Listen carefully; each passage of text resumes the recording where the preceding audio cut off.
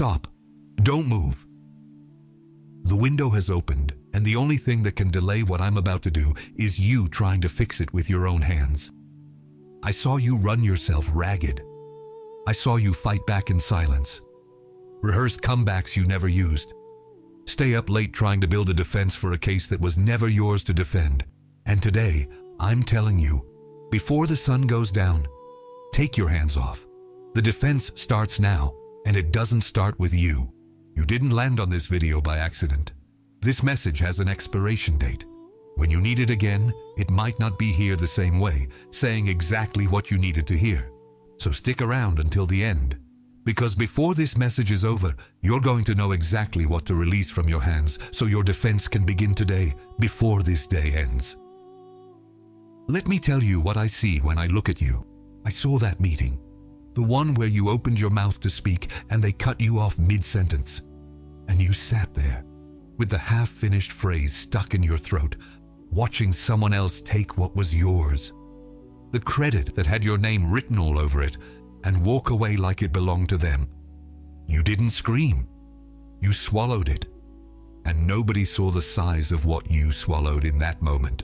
I saw the "I'm fine" you sent with a shaking hand. That text you typed after another stretch of silence. The silence from someone who should have defended you and didn't. You wrote, "I'm fine," deleted it, wrote it again, and hit send. But your hand was shaking, and your chest knew you weren't fine. You were just tired of explaining. I saw the nights you took inventory. That tally you run in the dark, lying in bed, listing everything that still hasn't arrived. The recognition that never came. The restitution that never came. And most of all, the apology you're still waiting for. From someone who might not even remember what they did to you. And I saw that comment. The one said under someone's breath, almost in passing, that seemed small in the moment. But it stuck. It stewed inside you for weeks, coming back at the wrong times, in the middle of work, in the shower, in the middle of a conversation that had nothing to do with it. A 5-second sentence that turned into weeks of wait. I saw you rehearse comebacks in the shower. You seek. You dedicate yourself. You do everything right, and yet abundance never comes. And the worst part? You start wondering if you're doing something wrong, if you're being heard up above, if it's meant for you at all. It's not a lack of faith or worthiness.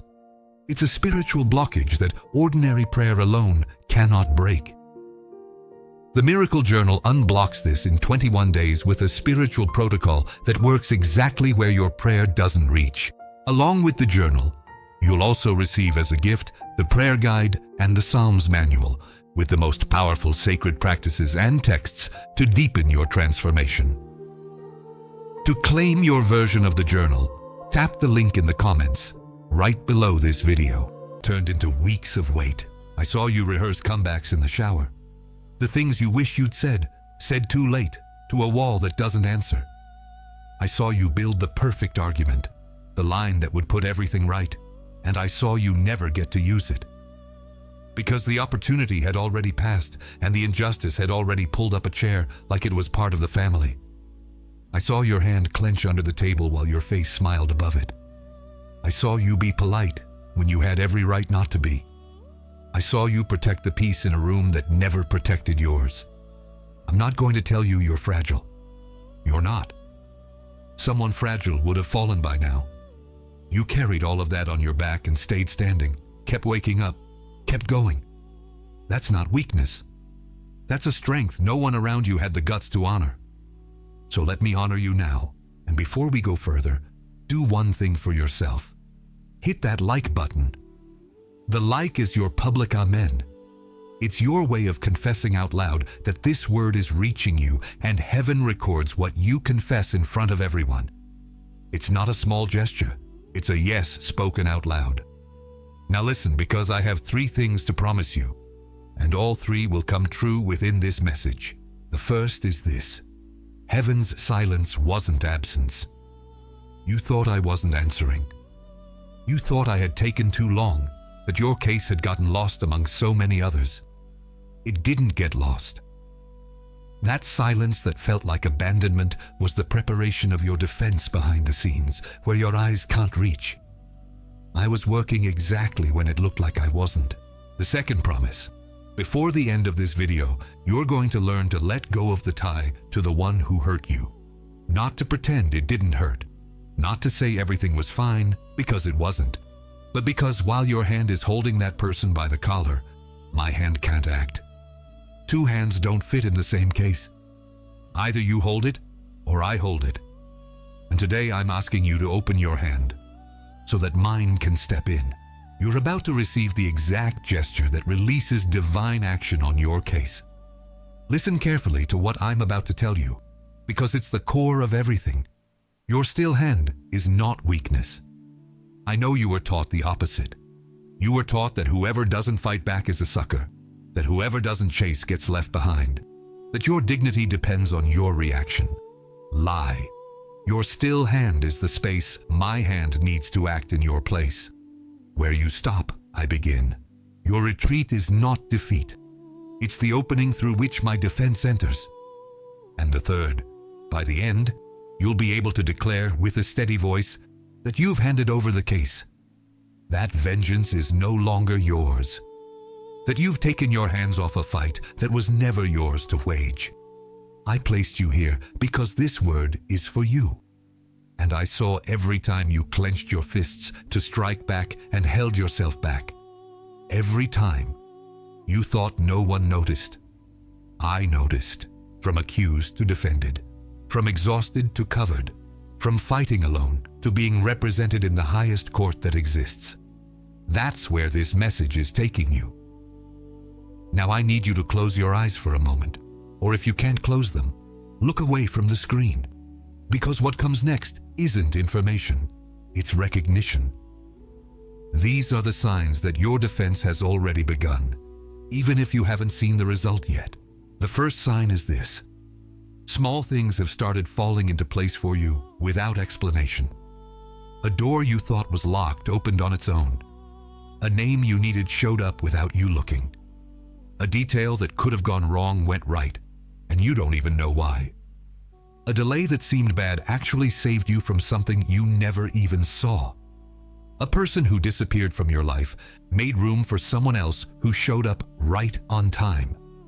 You called it luck, coincidence, chance. Thank God that worked out. But it wasn't chance. It was the scale being balanced far from your eyes. I was leveling the weight that was against you, and you only saw the result, not the hand that moved it. Justice doesn't always come with a trumpet blast. Sometimes it comes as a sequence of small things going right, so quietly you almost don't notice you're being defended. The second sign. News has reached you about the one who hurt you. You didn't go looking. You didn't ask. But the information came to your ears, out of nowhere, at the exact moment. Someone mentioned it. A name came up in a conversation where you least expected it. Something you never would have found on your own landed in your lap without you lifting a finger. And maybe you felt a strange chill, a mix of relief and shock. You called it gossip, fate. Look what happened to them. But what it really is heaven showing you that a count is being watched. That case wasn't archived. That there is a process running where you can't see it, and it hasn't stopped. You don't need to gather evidence. The evidence is being delivered into your hand without you asking. The third sign. Your desire to strike back has started to lose its power. Suddenly. Without you even trying to forgive. You noticed it got a little harder to feel that hot anger that used to come so fast. And maybe that scared you. Made you think you were getting weak. Giving up. Letting them off easy. It's not giving up. It's the case leaving your hands. It's the weight being transferred from your shoulders to mine. And that's why the hatred no longer fits inside you. There's no room to carry a fight that's no longer yours. The next sign is the hardest one to hear. It's the one the enemy spent the most time trying to make you ignore. Because if you recognize this one, he loses the power to keep you trapped. The fourth sign is stillness. A strange peace in the presence of the one who hurt you that would have been impossible before. You imagined that person, or ran into them, or thought of their name, and this time, your chest didn't race. It didn't hurt the same way. There was a calm where there had always been a storm, and the enemy rushed to tell you that this calm is a lack of self-respect, that you're letting yourself get played, that it's weakness dressed up as peace. Lie. This stillness is the proof. It's physical evidence, felt in your body, that the defense has already begun. Because nobody is at peace in the middle of a war, they're still fighting alone. You only feel like this when someone bigger has taken your place on the front line. If this word has reached you, write free in the comments. It's not just a word. It's a marker. It's you saying, out loud, that you recognize the sign. Heaven records it. Now close your eyes for a second. Take a deep breath. What I'm about to tell you won't work if your attention is divided. So give me this whole minute, just mine and yours. Let me tell you 2 stories. And pay attention, because both of them are about you. There was a man named Joseph. He was betrayed by the very people who should have protected him, his own brothers. They were jealous of him, tore off the coat his father had given him, threw him into a pit, and then sold him as a slave for a few coins like you'd sell an object. And Joseph was taken far away to a strange land, accused of things he didn't do, forgotten in a prison for years. Years. He had every right to fight back. He had every right to rot in bitterness. But he didn't fight back. He waited, and when the time was complete, the defense came complete. Joseph rose from a dungeon to the second throne of an empire, and the very material his brothers used to destroy him was the material I used to lift him up. The betrayal wasn't the end of his story. It was the stepping stone. And when he finally met those who had hurt him, he didn't need to retaliate, because my defense had spoken louder than any revenge he could have imagined. And there's an image in nature that says the same thing. Think of a tree that was born under a huge rock. A heavy, hard rock that covered the seed and seemed to condemn it to never grow. That seed had no way to push the rock away from the outside. It didn't have the strength for that. It didn't have arms, didn't have muscles, no way to give the push that all logic would say was necessary. So it did the only thing it knew how to do. It grew, in silence, slowly, from the inside, without noise, without a fight. It didn't waste energy complaining about the rock. It didn't waste a single day trying to prove to the rock that it deserved light. It didn't fight the rock. It just never stopped growing. Centimeter by centimeter, in a stubbornness no one saw, it filled the space underneath. And one day, without warning, the rock cracked. The root itself, thin and persistent, split from the inside what had seemed impossible to move. It wasn't the force of the push. It was the constancy of the growth. The rock that seemed like the end became just the place from which the tree rose stronger. Do you understand now? Like Joseph, like that root, you don't win by pushing. You win by staying. You don't need to crack the rock with your own hands. You just need to never stop growing while I work underneath where you can't see. Your victory won't come from your retaliation. It will come from your endurance. If you see yourself in this story, write in the comments, Joseph, or write, root that cracked the rock. Write the one that hit you deepest, because naming is the first step of receiving. Now let me stop for a full minute. I want you to hear 3 things about yourself, spoken with total clarity. No beating around the bush. You were hurt, and you didn't pay back in kind. You had the chance. You had the reason. You even had people who would have applauded you if you did. And you didn't. That is a fact about you. You waited for a defense that seemed like it would never come. You waited so long, you even started to doubt it existed. And even doubting, you kept waiting. That is also a fact about you, and you're learning, maybe right now, in this very minute, that stopping is not losing, that taking your hands off is not giving up, that stepping aside is not cowardice, it's wisdom. It's stepping aside for one who fights better than you ever could. And here's something I never told you in so many words. I never delegated your defense to anyone. I didn't outsource your case. I didn't pass it to some random angel, didn't leave it in the hands of chance. I kept that case myself.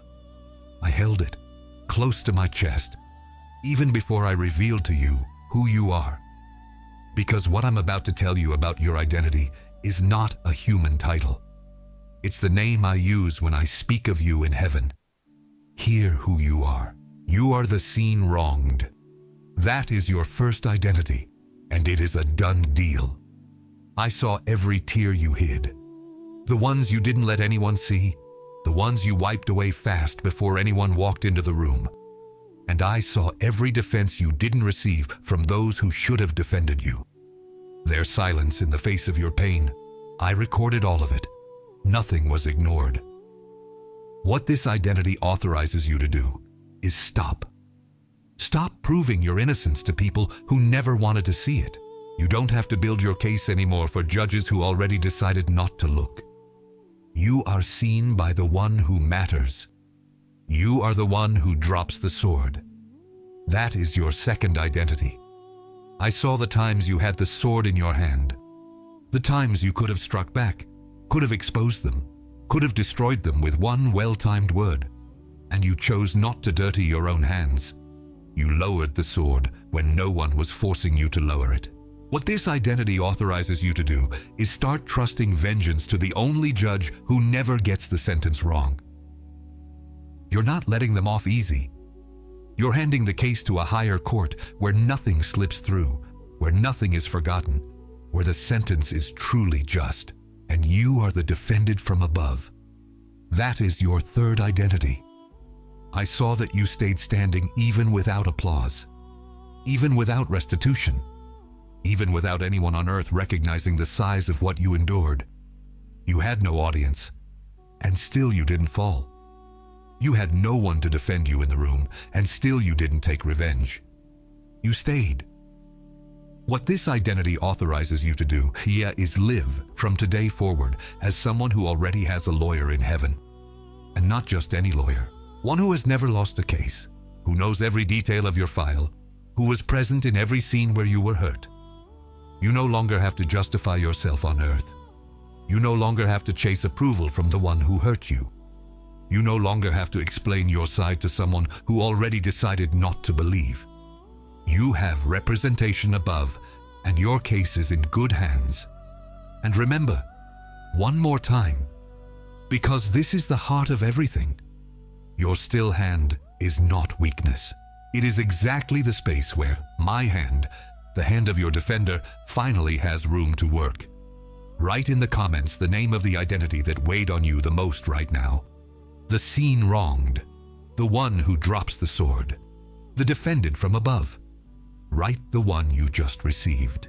And if this message is reaching you where nothing else has reached, subscribe to the channel, because what is being planted here needs continuity.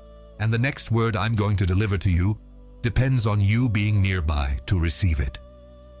Now the time has come for you to receive in your hands what I promised you at the beginning. The exact gesture. The protocol. I call it the end-of-day agreement. It's short, it's simple, and it's powerful because it doesn't depend on your strength. It depends precisely on your surrender. The first step. Name, out loud, the specific case you've been trying to solve on your own. Don't say my struggles in general. Say the name, the situation, the person. What happened in that meeting, or in that silence, or with that comment? Pull the case out of the fog and put it in the light by saying out loud exactly what it is. Because what is not named stays hidden, and what is hidden can't be handed over. The second step. Open your hands. Turn your palms upward. This gesture isn't just symbolic on the outside. It does something on the inside. A closed hand is a hand that holds, that grips, that carries. An open hand, with the palm facing up, is a hand that gives back. You are physically returning the case to heaven. You are saying with your body what your mouth is still afraid to say. The third step. Declare in one single sentence, that this defense is no longer yours from now on. Say it with your voice out loud, because what comes out of the mouth has more weight than what stays in the head. This defense is no longer mine. From now on, the case is yours. And when you say it, don't expect fireworks. Don't expect euphoria. The sign that it worked is not a wave of emotion. The sign is the stillness. It's a calm that descends slowly, like water settling after being stirred up for a long time. Remember what I told you about the fourth sign? That strange peace in the presence of the one who hurt you? This is the same receipt, except now you're asking for it on purpose. If you feel the stillness, you know the agreement was sealed. Euphoria fades. Stillness is heaven's receipt, and that receipt has no expiration date. It will still be valid tomorrow and the day after, even when the memory tries to reopen the case. If you are receiving this protocol right now, write "received" in the comments. Reach out your hand and take what is being given. But I need to warn you about something, because I love you too much to leave you unprepared. In the next 72 hours, 3 things will be thrown at you. Not as a possibility, as a certainty, because everything that was just given, the enemy will try to make you give back. Know their names, and they lose their power. The first is righteous anger. It doesn't come shouting. It comes dressed as dignity. It will whisper in your ear with a calm, reasonable voice that letting go is the same as letting the wrong go unpunished. It will tell you that forgiveness is complicity, that your peace is unfair to your pain. Its weapon is making revenge look noble. But listen, taking your hands off the case does not leave the wrong unpunished. It only transfers the judgment to the one who judges better. The second is the mental replay. It comes disguised as, "I just need to understand what happened." It looks like maturity. It looks like a search for clarity. But what it really does is trap you in a loop, reliving the scene. It makes you run the film over and over and over, looking for an answer that scene will never give you. Its weapon is stealing your present by keeping you hostage to a past that has already passed. When the replay starts, close your eyes and say, "I already handed it over. I don't need to understand anymore. I just need to let go." The third is the wait for an apology. And this one is the cruelest because it comes dressed as hope. It tells you, wait just a little longer. Maybe they'll apologize. Maybe they'll recognize it, and then you'll be free for real. Its weapon is postponing your freedom, chaining it to a restitution that may never come. You cannot leave your healing in the hands of the one who hurt you. Your freedom cannot depend on the decision of someone who doesn't even realize what they did. And there is one more enemy. The most dangerous one, because it's internal. It's your own voice saying, "If I don't demand justice, nobody will get justice for me."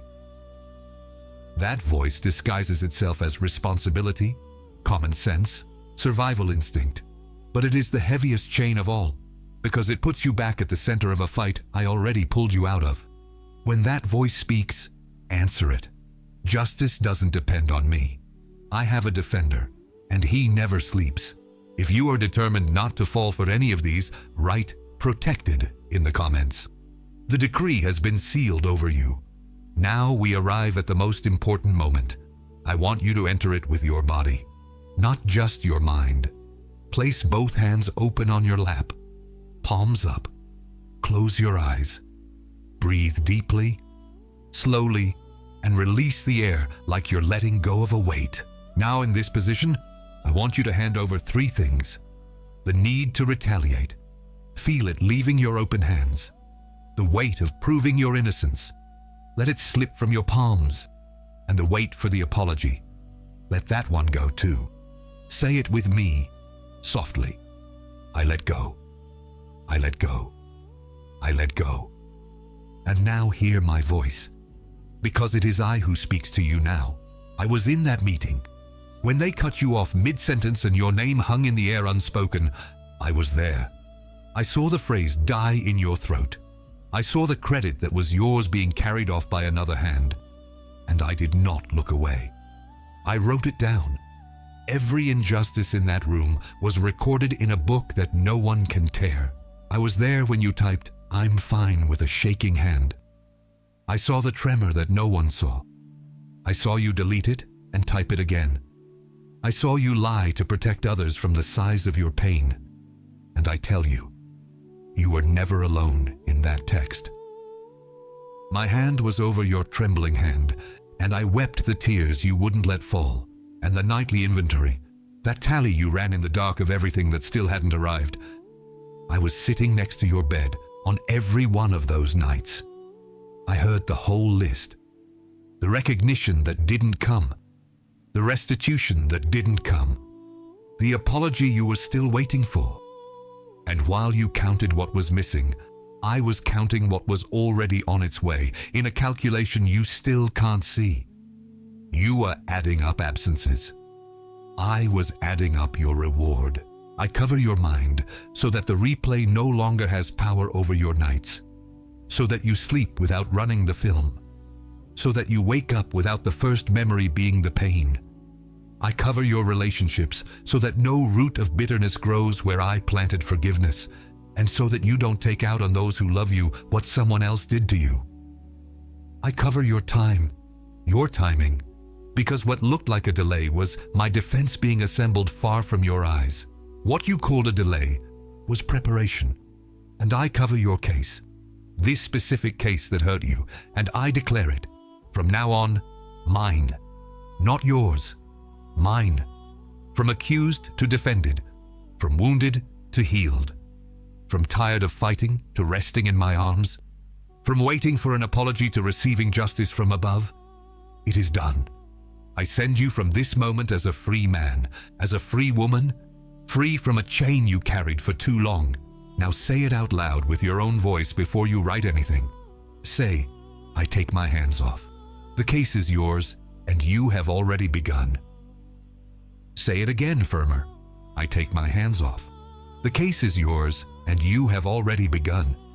Did you feel it? That stillness that came down is the receipt. It is sealed. If you made it this far, write "done" in the comments. It's your confirmation that you received, that you let go, that you handed it over. And now think of one person, one specific person you know who is carrying an unanswered injustice, just like the one you carried until today. Maybe their face already came to your mind while I was speaking. It wasn't an accident. Send this message to them, not to a group, to them by name and face. Because just as this word waited for you, it is waiting for that person too, in the same way, at the exact moment. You might be the hand that delivers the defense they don't yet know is on its way. In the next video, I'm going to show you what happens after the surrender, when heaven's defense starts to show up in the visible world. Stick around, because this part you won't want to miss. It is done. What was given here has been given. And you are not the same person you were when this message began. You came in carrying a case. You leave being carried by the one who has never lost a single one. You came in with clenched fists. You leave with open hands. You came in trying to prove your innocence. You leave already declared innocent by the one who matters. The defense has begun. Before the end of this day, as I promised you, don't move anymore. Don't take back what you just handed over. The case is mine now, and I don't return what I take on. Rest. For the first time in a long time. Truly rest. The war is mine. You seek. You dedicate yourself. You do everything right, and yet abundance never comes. And the worst part? You start wondering if you're doing something wrong, if you're being heard up above, if it's meant for you at all. It's not a lack of faith or worthiness. It's a spiritual blockage that ordinary prayer alone cannot break. The Miracle Journal unblocks this in 21 days with a spiritual protocol that works exactly where your prayer doesn't reach. Along with the journal, you'll also receive as a gift the prayer guide and the Psalms manual with the most powerful sacred practices and texts to deepen your transformation. To claim your version of the journal, Tap the link in the comments right below this video.